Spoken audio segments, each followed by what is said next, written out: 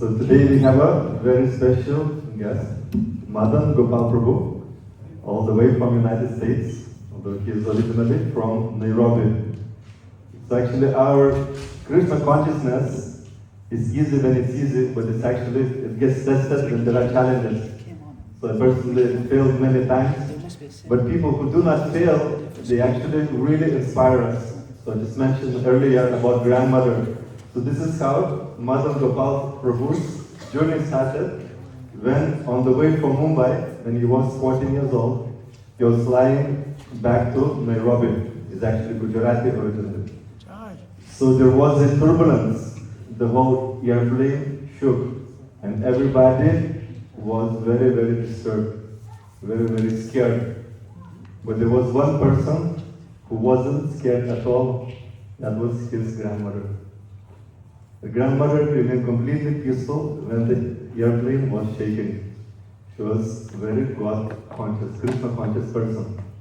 So that so much inspired Madana-gopāla Prabhu that he decided to deeply explore Krishna consciousness and later on became a devotee by inspiration of his grandmother. So, Haribol! So then, for many years, he went to study in the United States. He stayed in New Jersey. For many years, he served as Education and Management Director of ISKCON, New Jersey. And more recently, he's now serving as a co-director of Communications in the United States, ISKCON Communications United States. And also recently, he started to accept disciples as well, and guiding and inspiring many devotees in their Krishna consciousness. So we would like to very warmly welcome him to Leicester with 3 loud Haribol. Haribol! Haribol! Haribol! Hare Krishna. Thank you very much for the warm welcome.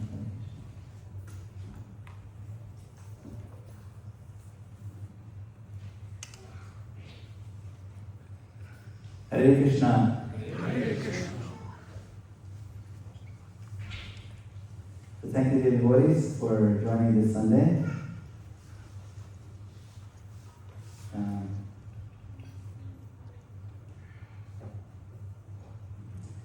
Please accept my brothers and sisters. All the way to the Prabhupada ki jai.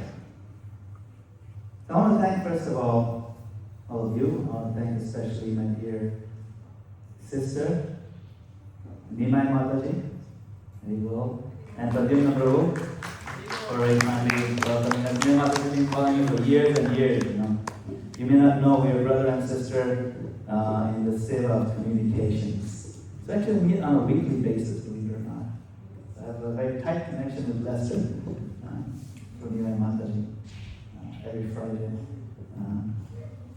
And we do discuss in depth. The concerns that you have in Leicester are the concerns that we have all over the world. They're not very different. They're the different flavors of the same thing. But today, I want to speak very carefully about this topic, because this topic can easily be misunderstood. I'm going to go straight to the advanced stuff, because all of you are advanced devotees.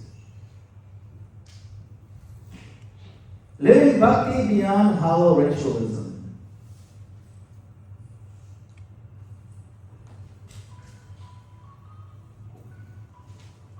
The point is not that ritual is bad.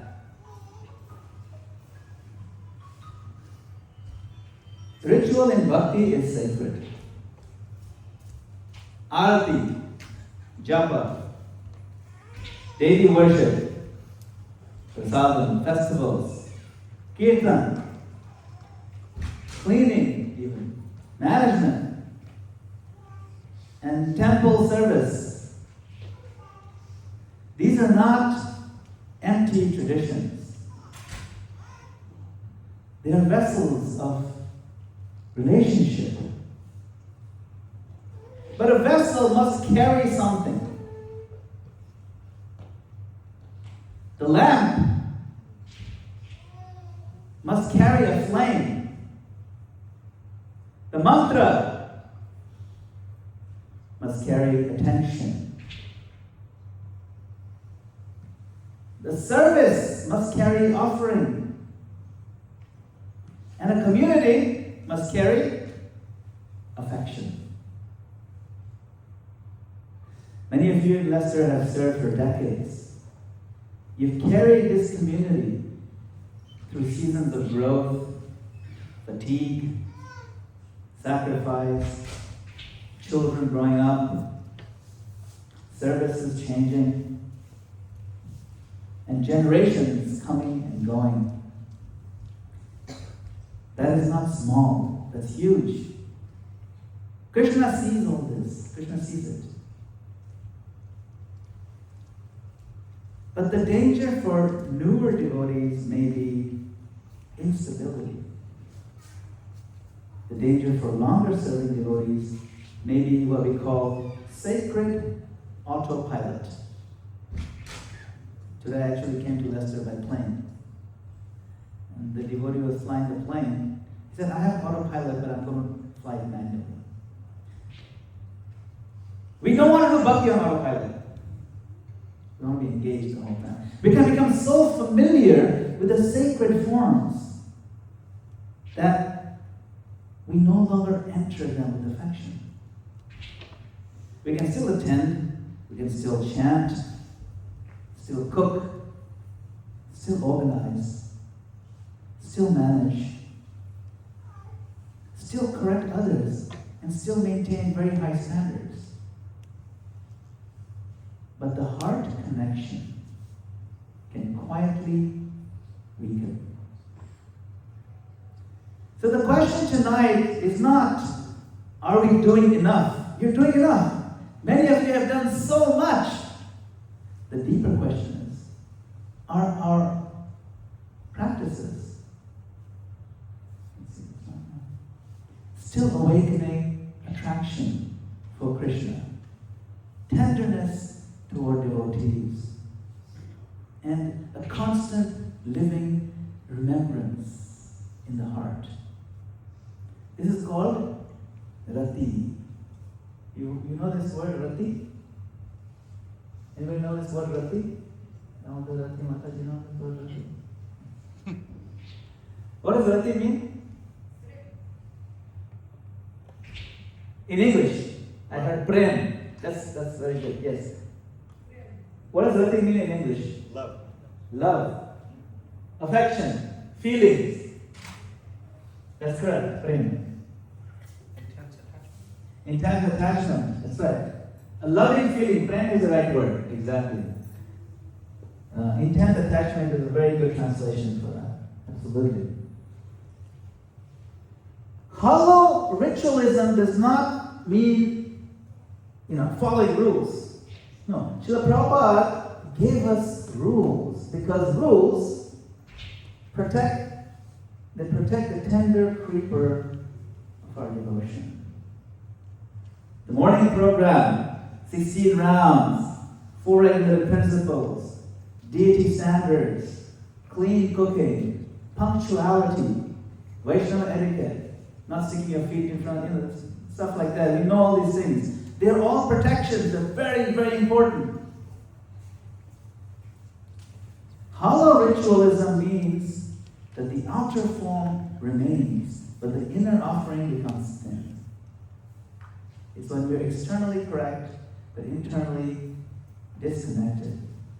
It's when service becomes performance. Chanting becomes counting. Management becomes control.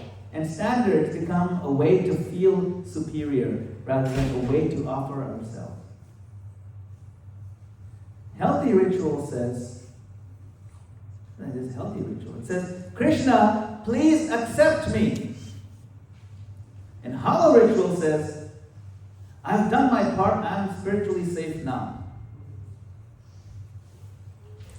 Healthy ritual makes us dependent constantly on Krishna. Hollow ritual makes us self-satisfied, and yet you're not fully satisfied. So Srila Prabhupada gave a very crucial balance in Bhagavad Gita. chapter 3, verse number 3, easy to remember. In the purport he says, religion without philosophy is sentiment, or sometimes fanaticism. While philosophy without religion is mental speculation. It's a very important quote for progressive devotees. We must not become anti-ritual sentimentalists. But we must also not become ritual technicians whose hearts are dry. Bhakti is not a rejection of the form, you see. That's the form. And this is hollow ritualism. Bhakti is form filled with constant remembrance, knowledge, humility, and love. The danger is not the lamp. The danger is waving the lamp while forgetting the person for whom the lamp is being waved.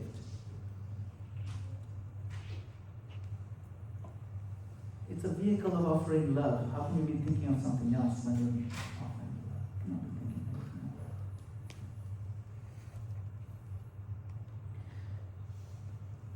The verse I want to focus on today, the most impactful verse for this topic, is Srimad Bhagavatam 128.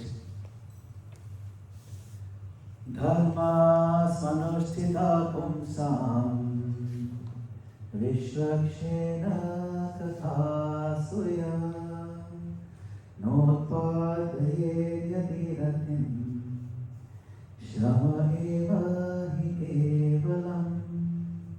The translation is, the occupational activities a man performs according to his own position are only so much useless labor if they do not provide attraction. That's the thing. Attraction.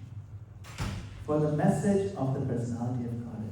Na utpadayet yadiratim. Utpada means production. If it doesn't produce, when you go to the factory, produce a product. You know what is the product of our rituals? What is the product? Rati, attraction. Na utpadayet yadi ratim.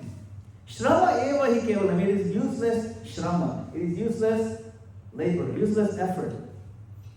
Sometimes it's just a performance. I was typing this verse into my phone once. I was quoting it and I was sending a text to someone. And every time I said shrama, it would autocorrect to drama. Yeah, that's also correct. Drama eva hi kevalam. It's only drama. That's what it is. It's a performance. The verse is powerful because it does not criticize careless religion only. It says, dharma svanusthita. The duties may be properly executed. Svanusthita pumsam. The person may be faithful, regular, respectable, externally pakka, externally correct in every way. Still, the Bhagavatam asks the harder question. Bhagavatam asks, does it awaken rati, attraction, taste, an eager interest in Krishna Katha? So Srila Prabhupada explained this verse in Hyderabad in India in a lecture in 1974. He says, you may execute your occupational duties first class, very nice, regularly, faithfully. But if it does not awaken your dormant Krishna consciousness, then it is useless. Shrama eva hi kevalam. For progressive devotees, this verse should not make us discouraged. It should make us honest. Remember, we discussed these things here in the family. We're all a family. To discuss honesty. How to bring out more honesty now. The Bhagavatam is not saying, stop your service. It is saying, reconnect your service to its purpose. So after decades of service, we can ask, does my chanting make me more eager to hear about Krishna? Does my deity worship, either in the temple or in my home, does it make me more humble? Does my management make me more protective of devotees? That's the whole point of management and leadership. We want to be more protective of our people. Does my knowledge make me more grateful? The more we learn about Krishna, the more grateful we become, naturally. Wow, Krishna, you did this also for us. I have no idea. Does my knowledge make me more grateful? Does my attendance make me more surrendered? If not, the form is inviting the heart back inside.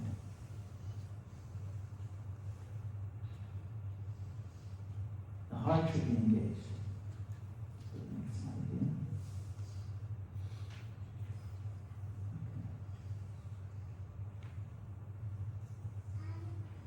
here. Srila Prabhupada. Oh, what's going on? Something flipped.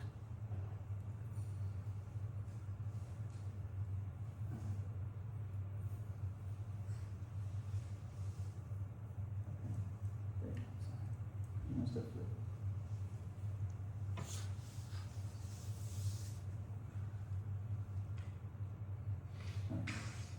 Srila Prabhupada gives us the balance we need for this entire discussion. He says, this is his quote, what did he say? My policy is following the footsteps of Rupa Goswami. He said, just somehow or other, let them first of all be attached to Krishna. See, first of all, his priority. That is my policy. Rules and regulations, they will do it later on. First of all, let him be attached to Krishna. You see the prioritization here. So when we speak about hollow ritualism, we are not minimizing the rules and regulations. Srila Prabhupada gave us rules because they protect our devotion. We have to follow them. But he also understood the living order. Attachment to Krishna is the soul of the rules. Rules without attachment become dry. And attachment without guidance, proper guardrails, becomes unstable. You need both. What is the third option? What is the best option? Attachment nourished by Shastra, by Guru, by sadhana, and Vaishnava association becomes mature bhakti. But even if every day you see the Lord's curtain open up, even if it's the 1500th time you take darshan, your eyes well with tears. More than yesterday. That is progress. That's called progressive devotion. So for progressive devotees, you notice I use the word progressive devotees, because there's devotees and there's progressive devotees, right? We want to be progressive. So for progressive devotees who have practiced for many years, this quote is especially important. We may already know the regulations, we may already know the temple culture, we know how the program runs. The question is, are these practices helping us become more attached to Krishna? Do they make the heart softer, more prayerful, more eager to hear, more grateful to serve? Another famous verse in the Bhagavad Gita 9:26. What does Krishna say? Patram pushpam phalam toyam. Say, yome bhaktya prayachati tadaham bhakti upahritam asami pragatmana. Small verse, but he uses the word bhakti twice with the fact, you see, yome bhaktya prayachati, and then he says bhakti upahritam. Twice. If one offers me with love and devotion a leaf, a flower, fruit, or water, I will accept it. Krishna says in the Bhagavad Gita. Srila Prabhupada writes in the purport, Krishna wants only loving service. tataham bhakti upaharitam asnami prayatatmana. The important element is what? In preparation, in serving, and in offering is what? To act with love for Krishna. This is the heart of this whole discussion today, heart of the whole class. Krishna is not hungry for the object. Krishna is hungry for the love. The object is the vehicle to deliver the love. Krishna does not need our flower, our plate, our building, our festival, our expertise, our management. He is Atma Rama, fully satisfied, yet he accepts the offering of his devotee in exchange of, this is an exchange of love and devotion. Again, this doesn't minimize the standards. We do not say because love is important, cleanliness does not matter. No. Love naturally wants to offer cleanly, carefully, beautifully. But when standards lose love, the standards become brittle. They break easily. And when love ignores standards, it becomes sentimental. Mature bhakti holds both of them. So this simple offering, in the Bhagavad Gita 9:26 is not a small teaching. It reveals Krishna's heart. This is the heart of the Gita.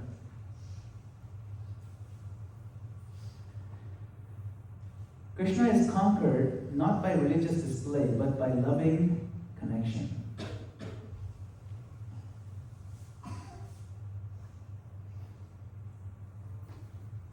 In the traditional telling of Shabari and Lord Ram, Shabari was an elderly ascetic devotee who waited for Lord Ram many, many years. She was a little girl when she started waiting for him. And every day she prepared to receive him. And she became an old lady, and then finally he came. She's waiting for him, following the instructions of her guru. What's the guru's name? You know? Matan Rishi. Yes, Matan Rishi. Correct. Every day she prepared her hermitage and gathered the best forest fruits that she could find, hoping that Lord Ram would come that day. This is going to be the day. Because the Guru told her one day Lord Ram will come. Now the beloved devotional retelling says that when Ram finally arrived, Shabari offered him these berries. See, she's offering these berries. She had tasted each one first to make sure it's sweet. From a formal ritual perspective, tasting food before offering is not proper. Yet this story is glorified because it reveals something about the Lord's heart. Ram accepted the intention of love. Lakshmana is wondering why. This is kind of gross. Eating in this, ladies like eating half the berry. Can you imagine strawberry and then someone's eating it? Here, this one is good, have the rest of it. Now, this story should not be misused to justify a careless offering on our part.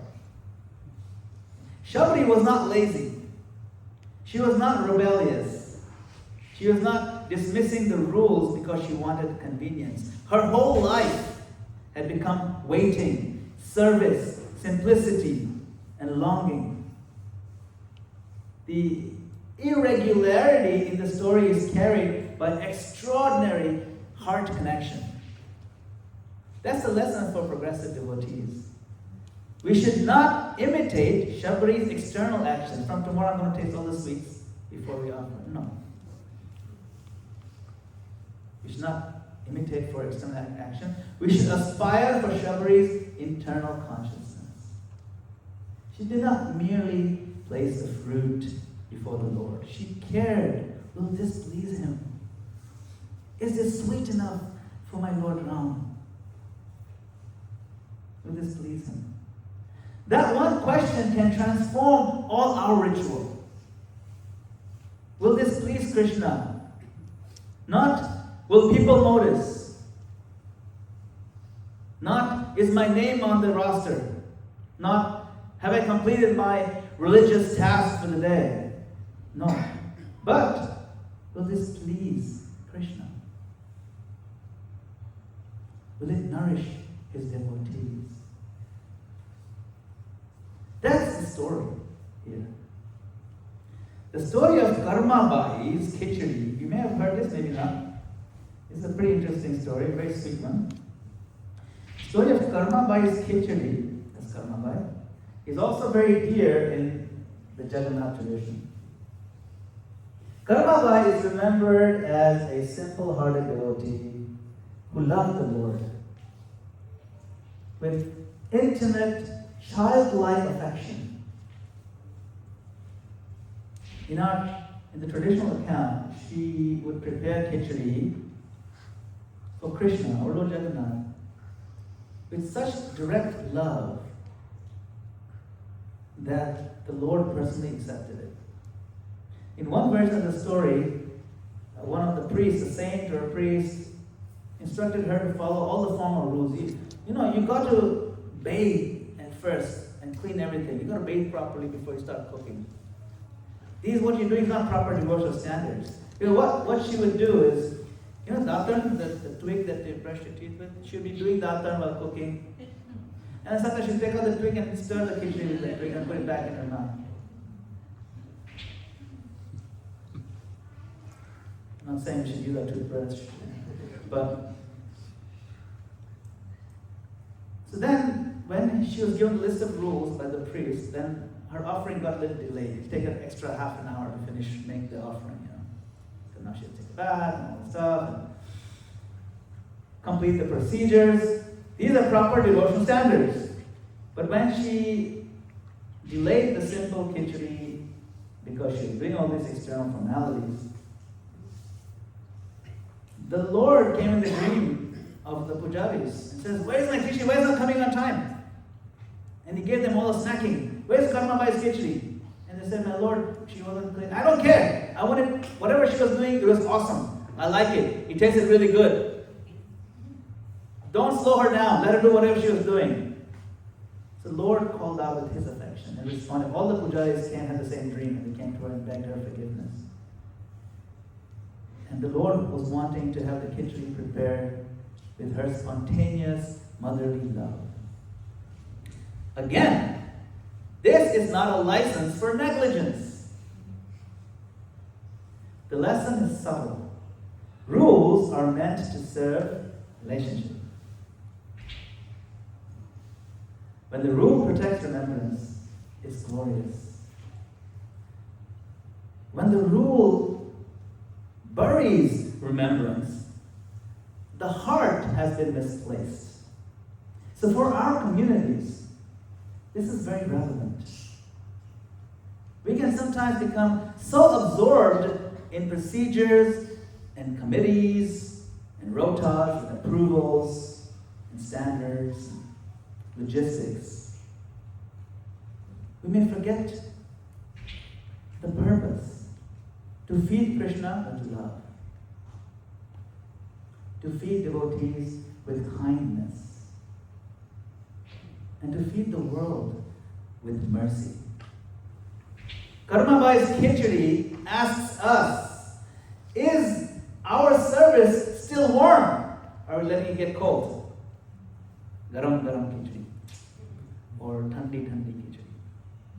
Well, that's how we feel. What is better, right? Hot khichdi. Right? So is our offering still personal? Is Krishna still treated as a beloved person or only as a center of a system? For progressive devotees, one of the most important places to examine hollow ritualism is our japa. I talk about this quite a bit. The danger is not that we stop chanting. We're not afraid of that. I'm going to chant. I've made up my mind. So we're not going to stop chanting. The danger is that we become expert at chanting while staying unavailable to the Lord. That's the danger. Of course, we should finish our rounds. Discipline matters. Vows Counting matters because commitment matters. I think Kesha is listening with great attention. But counting is meant to support calling. The name is not a ritual sound. The name is Krishna himself. So we may ask, during japa, am I calling Krishna or only clearing a number? Am I hearing or am I negotiating with my mind? Am I asking for a service? Or am I asking to get it done? This also applies to service.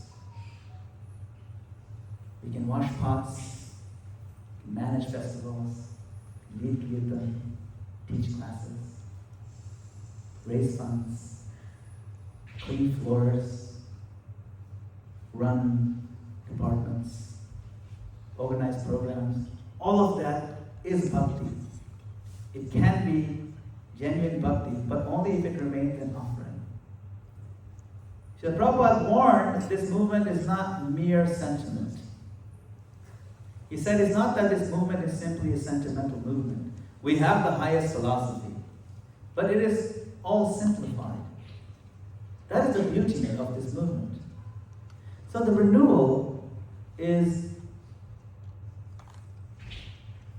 not to become vague and emotional. The renewal is to bring the heart back into disciplined practice. To bring the heart back. We hear with attention. We chant with a sense of dependence. We serve with prayer. We study with humility and gratitude.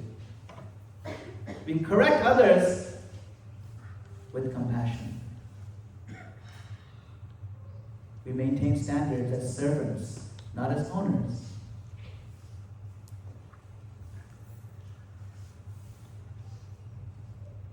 Now, one of the strongest tests of whether our ritual is alive is how we deal with devotees.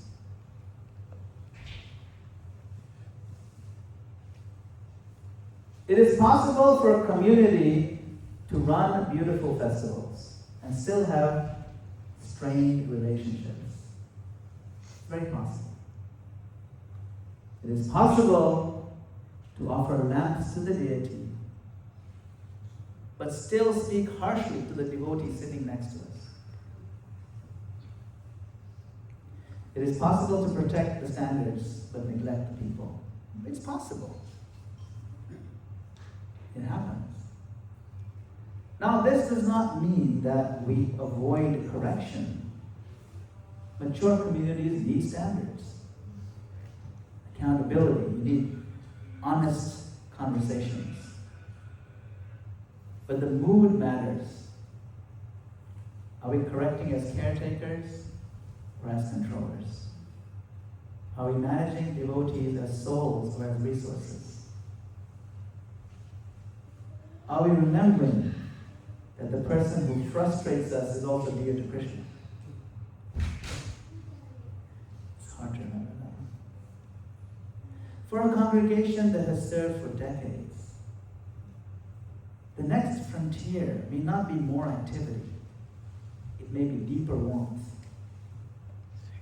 more repair, more gratitude, more forgiveness, more spiritual friendships, more capacity to say I'm sorry, more ability to see the service behind the person, not only the mistake in front of us. The deity may accept the flower, but Krishna also watches how we treat the devotee who brought the flower. So a living temple, living community is not only a place where rituals are performed, it's a place where hearts are gradually softened. Now remember, we all come from different levels of softness. Like some of us, it's like ice cream. Some ice cream is harder than others. You just have to know how to melt it. Some ice cream takes a little longer. Some of them sometimes they pop in the microwave even. But we have to soften ourselves. It's like Krishna steals the good butter, the soft one. He loves that soft butter so much he'll break other people's pots and go into neighbors' houses to steal it. He's looking for the heart. We want our hearts to be stolen by Krishna. How can it be stolen by Krishna if it's frozen butter? He wants the soft one that he can eat right away. The success of our arati is seen partly after arati, in how we speak, how we include, how we thank, how we forgive, and how we protect one another's faith. We have to take responsibility for our faith, but also as a community take responsibility to protect each other's faith.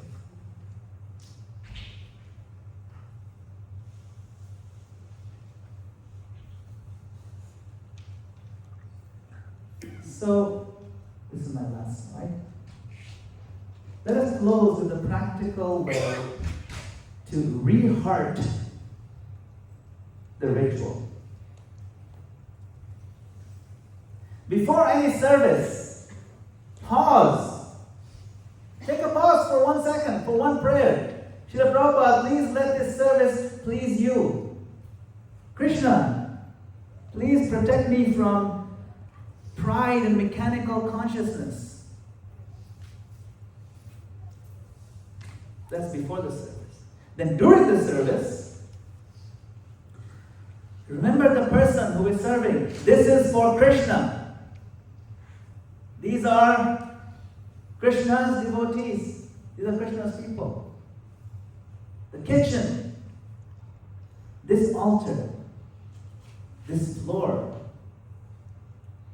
this class, this email, this meeting, this child, this guest, this difficult devotee, all belong to Krishna.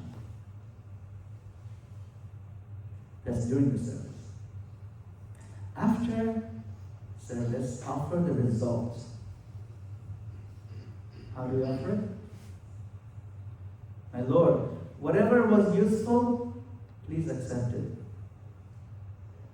Whatever was ego, please purify it.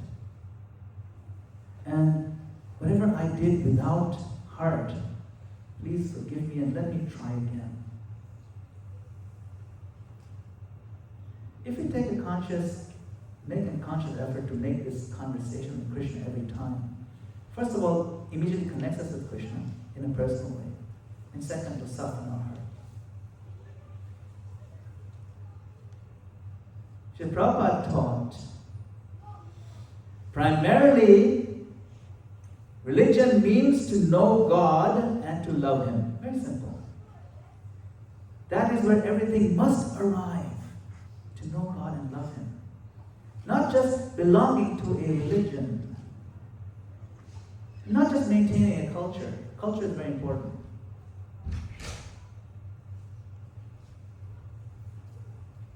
Can you imagine if a bunch of men just put on the uniform of playing cricket, and they put on the pads, they got the bat, and then put in the stumps, and they have the helmet, everything is first class, they got the gloves and everything going, and they just stand there in the pitch, and they don't actually throw the ball. Just stand there just like that. What is the point of that? Well, if we just put on this nice dhoti, kurta, sari, tilak, everything, and we don't connect with Krishna, it's like having a culture like the cricketers and not playing. You only play when you connect with Krishna. Only when Krishna comes and the ball moves and you play. That's the whole point of the culture. The culture has a point to connect with Krishna. Otherwise, it's shrama eva hi kevalam. It's not just completing a schedule.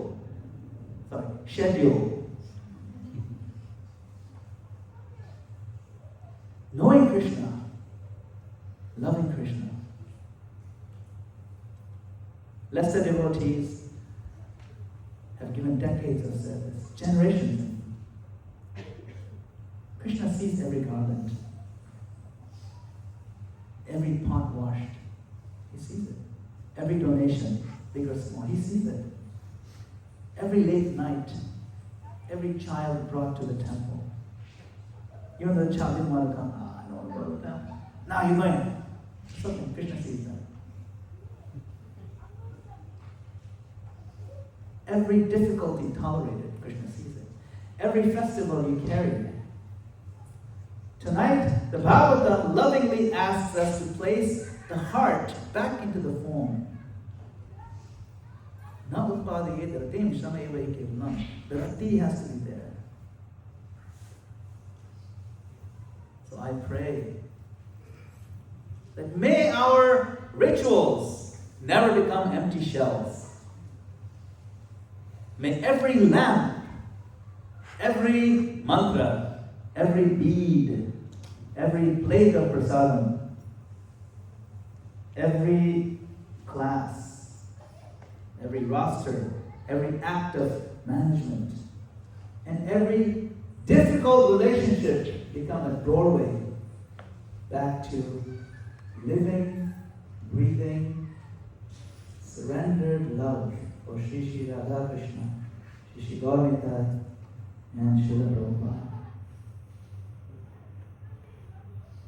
Srila Prabhupada ki. So thank you all very much for your kind attention and your valuable time. Hare Krishna.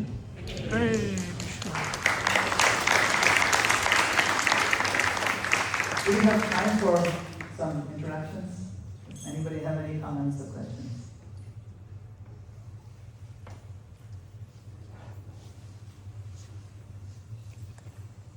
Adhikesha has a question. Saying, how do they know my name? Isn't that your question? Yes, go ahead. Hare Krishna, thank you. Just thinking how Srila Prabhupada is really encouraging. It's almost like a devotee just joins the temple for a little while in that hippie time, and Prabhupada was quick to say, oh, he is now a Krishna devotee. But then you look at the books, and the definition of devotee Prabhupada gives is, it seems like he's describing what a pure devotee is. And Prabhupada is also very encouraging when one is doing some service. Yet the descriptions of devotional service throughout the books, devotional services, free from any material motive, even the desire for relief, liberation. So, but personally, myself, I've seen confusion for myself on this, and I can see how there can sometimes be a bit of a confusion on this, knowingly or unknowingly, regarding what bhakti, and then like we use the word love, loving the Lord, and then at the same time we understand bhakti, love, is also a very high subject matter, and it seems Prabhupada is also very encouraging, saying instead of dancing in the club, he's now dancing in the temple. This is bhakti. So just wanted to just share that, not a particular question, but if you'd like to expand on any insight or correction on that. Thank you. Thank you very much. It's a great point. The Prabhupada would make statements like, one time, his disciples, some of them had just joined like a few months before, and then I think some reporter maybe in India asked him, what about these people? Prabhupada said, they're all pure devotees. He said that. At the same time, you look at the standards of what it means to be a pure devotee in the books. It's incredibly high. Like, we can never be that way. Sometimes Prabhupada would say things like, this I read in many places, you can read it. He said things like, to be a spiritual master, one needs to be a resident of Goloka Vrindavan. He said, okay, that means nobody can be spiritual master, right? Naturally, because if you're resident of Goloka Vrindavan, you're there, not here. Obviously, if you're here, not resident of Goloka Vrindavan. But then he goes on to explain what he means by that. You can't just quote it out of context. He goes on to explain that a person who is strictly following and in the parampara and is knowledgeable in the science of Krishna consciousness is inevitably going to back to Goloka Vrindavan. Therefore, he can be considered already in Goloka Vrindavan. And he explains like that. So once you read the rest of the sentence, it makes a lot of sense. So when he makes sometimes declarations like that, you have to understand the rest of the caveat. If a person has started Krishna consciousness in earnestness, you might have read another place where Prabhupada explains that he is forcibly dragged to success. You know why? You can never really stop being Krishna conscious once you start. You can take a little break. Like once you're on the highway, you can take a little break, but you have to just keep going. Better you don't take very long breaks. Why? Because once you taste Krishna consciousness, you'll never like anything else, no matter what you try.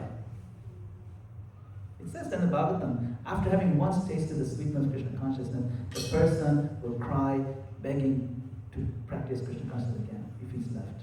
Because where else are you going to go? There is nothing better. The soul, and imagine the fish having jumped back in the water after flapping on the pier, and then decides, I was actually happier back on the pier, and jumps back out, and they realize, actually it's not that great out here.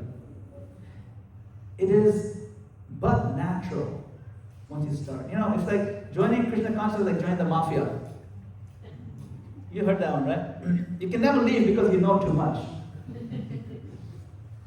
You know everything. You know what's what. You know that doesn't taste good over there. So, when Prabhupada says that these are pure devotees, it's like, okay, there's a mango tree. No, not here. There's a mango grow here. Anyway, in my backyard in Nairobi, we had 2 mango trees. And we used to knock down the mangoes with stones because they're so high up and we're just little kids. I got pretty good at it. Just bring them down.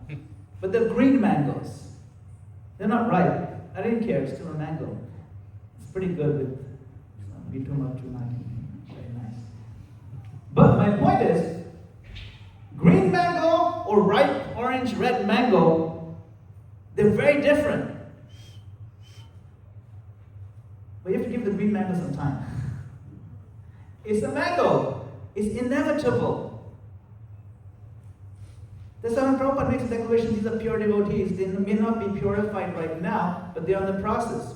It's like if I'm really dirty and smelling really bad, and I step into the shower. I've just started the shower, and I'm showering.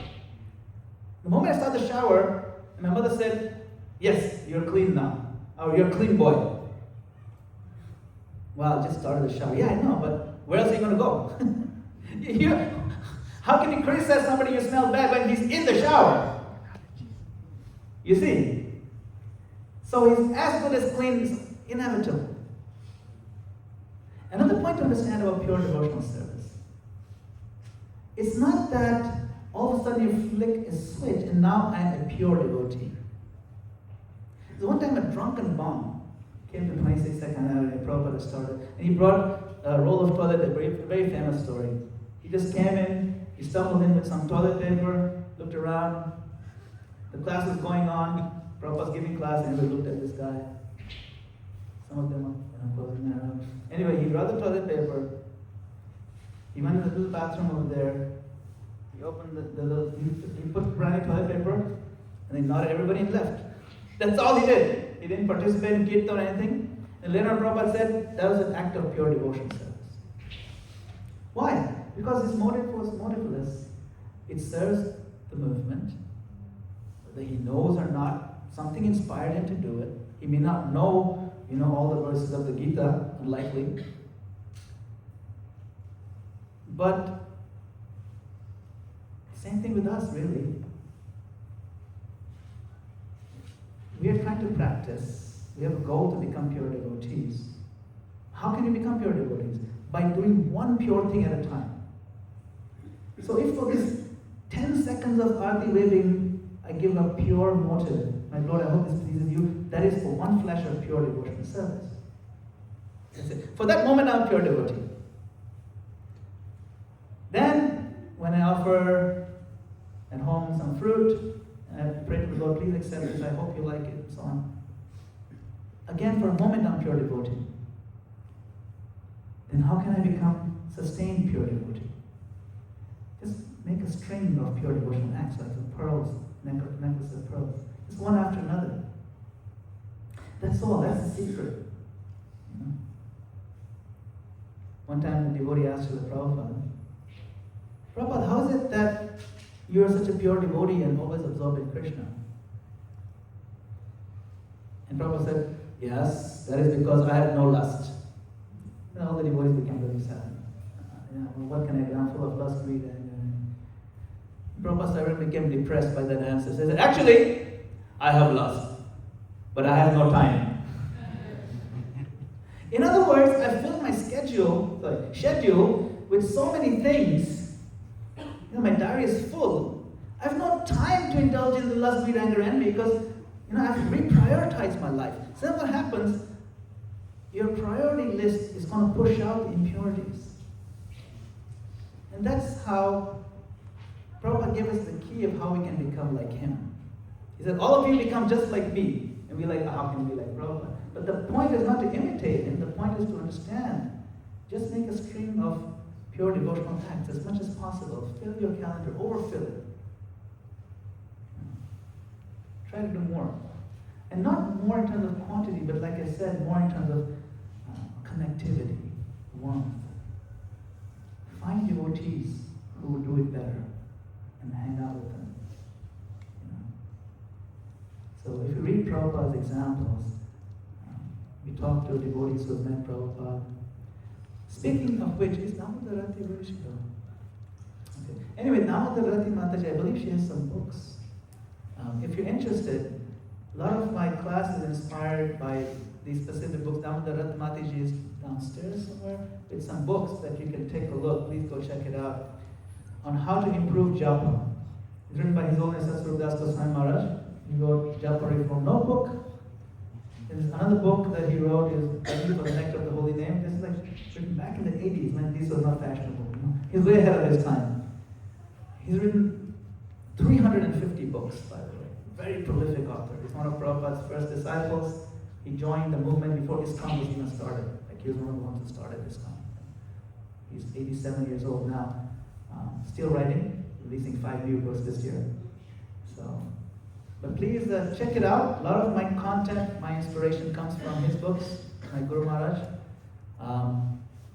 There's another one called Vaishnava Compassion. I remember he describes one time that Prabhupada was doing one of the first initiations in New York City. And he started the initiation ceremony and he's giving the names, and then one of the devotees asked, Swamiji, are there any rules to follow? And Prabhupada said, yes. I was hoping you would ask. How lenient he was. He was giving initiation without even telling them the rules. Of course, now we have initiation committees and have you fill out your charge for 2.5 years. And it's different now. Yeah, bring it over here. Bring it here. Come. So, my point is, of course, they've evolved. But the essence is this. So, this is Japa Reform Notebook.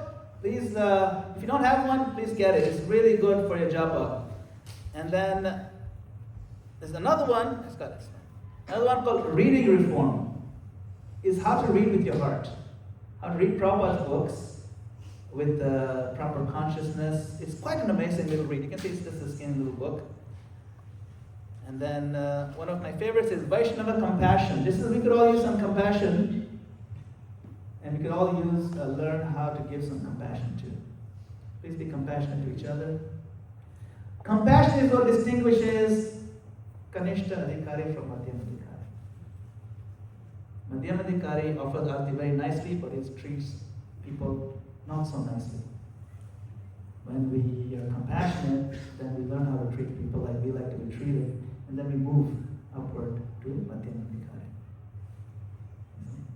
It's very simple. The definitions of Kanishta Madhyam, they're very crisp and clear in the Nectar of Instruction. We're even told to make the judgment. You know, who am I to judge? Who is Madhyama? Who is Kanisha? No. Rupa Goswami says you must judge. You know why? Because you have to know how to interact. You have to know who to get too close to and who to stay away from. You have to know, even among devotees, who to serve, who to become friends with, and who to give pranam from a distance. That choice is going to determine our acceleration of growth. Kanishta, you offer respect from a distance. Because if they don't want to treat people nicely, we don't want to learn from them too. Techniques, how to insult people. Because some are more expert than others, and we can become experts also by association. So Kanishta, you offer respect. Still, respect is the baseline. You have to offer respect to everybody. But some of them from a distance. Madhyama means they know how to treat people really nicely. They really know how to make you feel comfortable in their presence because they have no impure motives. We want to be friends with them. We want that quality to rub off on us. That's called Madhyama. And Uttama is, of course, they treat everybody nicely, but all they do day and night is how can I give Krishna to others? I want to serve that person. So if you notice that people are offering you respect from a distance, then you have some work to do. You have to reduce your expertise in certain things and increase in other things. This is all in the Nectar of Instruction, right? It's in a little book. We give it out for very, very cheap, £1.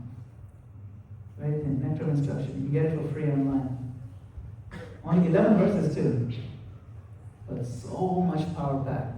And then the same book, it says you should not discriminate based on superficial things, like based on, same book, right, isn't it? Based on someone's either deformity or what family they're born or skin, particular thing. No, never judge based on that. Never. You judge based on how they interact with devotees. So, you have to learn how to judge, how to interact. You learn the 6 things that will accelerate our Krishna consciousness, the 6 things that will bring us down, small lists that will ensure complete success. So I strongly urge you to read these little books.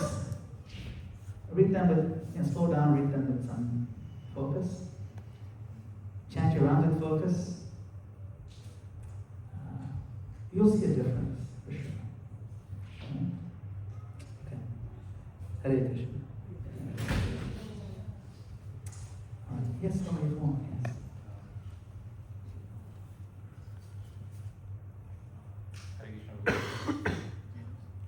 Hare Krishna. Thank you for this wonderful class. Just one question, and this is a bit personal, if you don't mind. So, you've been in service for so long years, and you must have come across many people who might not be at your standard, and you must have felt offended. And then internally, based on all the knowledge that you have, how easy it was to apply them practically. I mean, between you and God, you have forgiven that person. But to that person, how do you approach in your daily behavior?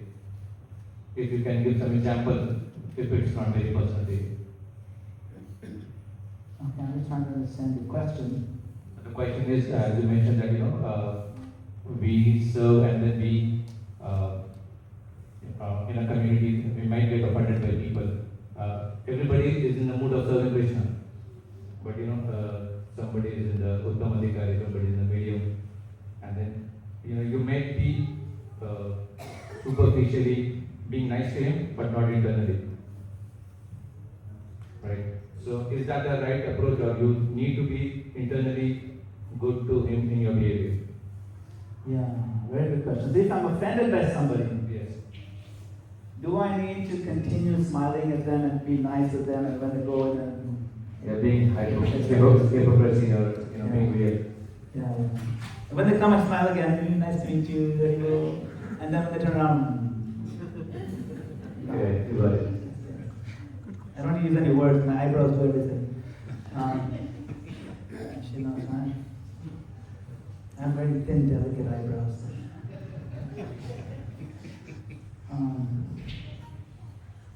It's a good question. When we are offended as devotees, and we hold on to the offense, it's like, you might have heard this analogy, it's like holding burning coal and hoping that the other person will get burnt, that you're getting burnt, because you hold a grudge or you feel bad. That's important for us to forgive, first of all. It may not be easy for us to let things go sometimes. It may not be easy to let things go. So, what that means, again, you go to the Rupa Goswami verse. Right? How is it that I allowed myself to get offended by that person? I made an assumption that that person, I should be close to that person. I made myself vulnerable to the person. That's why now some distance develops and you offer respect from distance. Now the respect is still important. Another thing that needs to happen, which is hard to do, is to feel happy to see them. We have to feel happy because you know what? Compared to the rest of the world, that person is a devotee. That person deserves my respect even internally. But I'm going to maintain my... Now, because I got burnt, I'm going to keep the distance. There's no issue with keeping distance. Rupa Goswami said to keep the distance. I got burnt because I made myself vulnerable by not being able to discern at that time. And that's fine. That's how we learn. However, Vaishnava Prad, the offense to the Vaishnava, one of them is to kill a devotee, so try not to do that. Another is to not feel happy upon seeing them. Forget about showing the happiness. To not feel happy upon seeing a devotee is Vaishnava Prad. So you should feel happy. How do you make yourself feel happy when someone did that to you? Stab me in the back. I'm so happy to see you. No. To be genuinely happy means, Krishna, that person, okay, whatever reason, they hurt me very deeply. However, they're still trying to serve you, and I'm going to continue working with that person. I'm going to keep my distance from being vulnerable because Rupa Goswami said so, but I'm going to be happy that that person is still in Krishna consciousness, because I'll be heartbroken if that person left Krishna consciousness. I would be like, thank God he's out of here. No. I should be heartbroken that that person left the association of devotees. I should be. So we can work, what can happen? You see, to protect ourselves, we use the framework of the nectar of instruction. It's very protective. It protects us from exact scenarios like this, but we have to apply it minutely. We have to see where it applies. Where you keep your distance, where you get closer. Is that okay, Prabhu? Okay, brother. Thank you, brother. Thank you. Okay.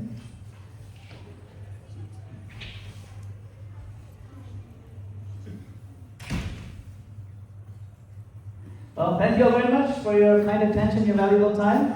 We will end over here and pass it on to our fearless leaders.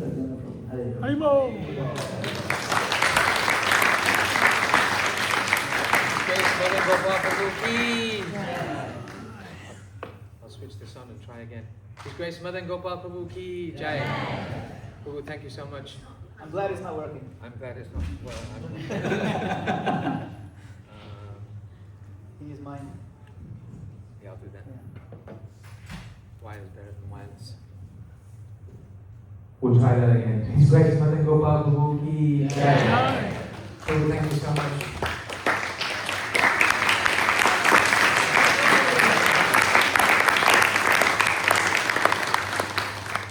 Thank you so much for your class. Very practical, very useful in understanding pure devotional service and understanding Vaishnava relationships. So really appreciate the approach that you've taken in unpacking this for us in a very applicable manner for us in our day-to-day. And it's been a pleasure spending the afternoon with you and with Manasika and Mataji. Thank you both for visiting Leicester today, and open invitation for you whenever you're visiting the UK. Please come and spend some time with our community. Hare Krishna. So before we have our final kirtan, just share some announcements. Next week's program, Jagannath Seva is going to be giving class on the pastimes of Lord Jagannath. No, he's not. Because we're not going to be here. Jagannath Swami ki! We are going to be on the extra. Hopefully. If you come here, nobody will be here, the school will be closed, the gates will be shut.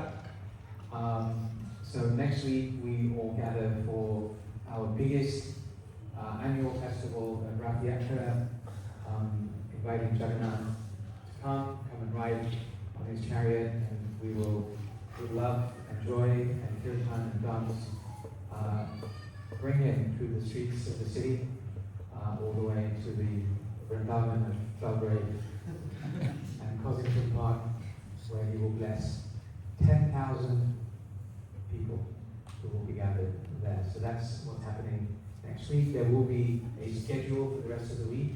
I'm sure all the service leaders and service teams will have that schedule, and where you're going to be a part of that mega offering to Lord Jagannath next Sunday.